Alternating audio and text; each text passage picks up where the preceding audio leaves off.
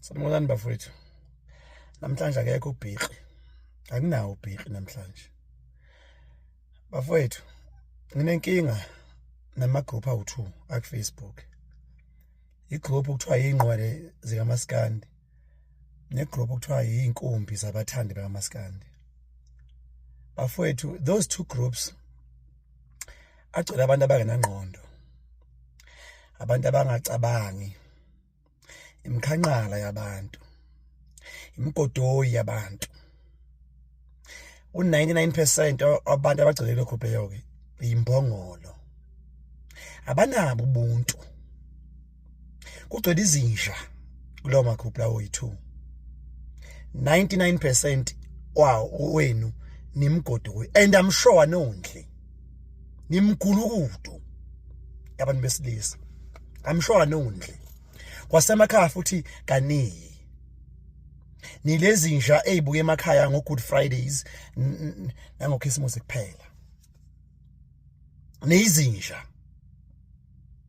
I'm sure even nezingane zenu nizondla ngezondlo. Kwangenelela inkantolo ukuze nikwazi ukuthi nondle amagazi enu. Anabuntu nina. Sekaningi nginibuka niselebrate ukufa kwabantu. Nijabula nijabele ukufa komuntu ukuthi ufile umuntu ukuthi nimbeke amathizetize. Lonto ngiqale ngayibona kumngane wami. Ngayibona ngangisekhaya kushone ugogo kaKhuzani. Izinto enani ibhala nibiza umuntu omdala ngegama elibi. Manje bengibuka amaposteni manje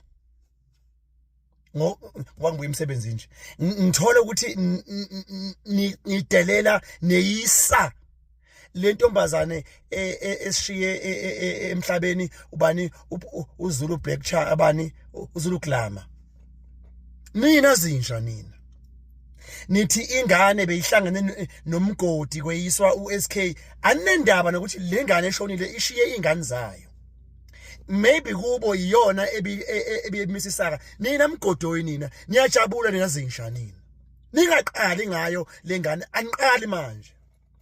Those 2 groups our Facebook agcwele izinto okumele avalwe anabo ubuntu. Where is your humanity? Inhliziyo zenu ngathi ayisekho kusele imbokode instead of inhliziyo anaswelo anayo imbeko. Ngiyafisa ukwazi ukuthi akufiwa yini emakini ninamgodoyi nina. Anibona abantu nina nizinja nina. Awukwazi ukujabulela ukuthi umuntu ufile. Kuthiwa kukhona izinto ezimbi abezenza. You cannot celebrate ukufa komuntu like that. Anabuntu nina. Ngiyafisa ukuthi emakini kuthiwa akufiwa khona. Noma ngabe kuthiwa umuntu mubi kanjani. As long as nje uma ubengabulali abantu, yes it's fine. Manje ukuthi naye ube umbulali ke hayi ngiyavuma nakhoma noma yini efuna ikhuluma. But manje kufa umuntu ongakaze abulale umuntu lapha. Unayingane lo muntu bafowethu. Nibhala amasimba nje la ku Facebook. Ngifuna nazi ukuthi ngiyafisa ukwazi ukuthi emakini kaze akufiwa yini. Yes. Ayangicika. Engasile lezi.